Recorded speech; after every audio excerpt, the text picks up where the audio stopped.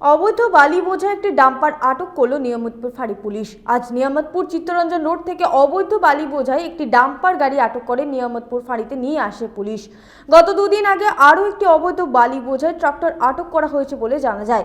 পশ্চিম বর্ধমান জেলার জমি মাফিয়া থেকে আরম্ভ করে পুকুর ভরাট সহ একাধিক অবৈধ কার্যকলাপের বিষয়ে রাজ্যের মুখ্যমন্ত্রীর করা হুঁশিয়ারির পর আসানসোল দুর্গাপুর পুলিশ কমিশনারেটের এই বিষয়ে আরও তৎপর হয়।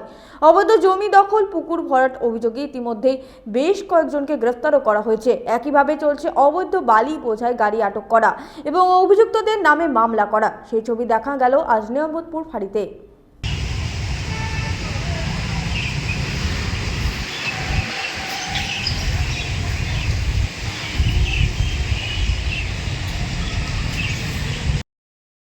কুড়ি থেকে বান্টি খানের রিপোর্ট, 99 নিউজ বাংলা।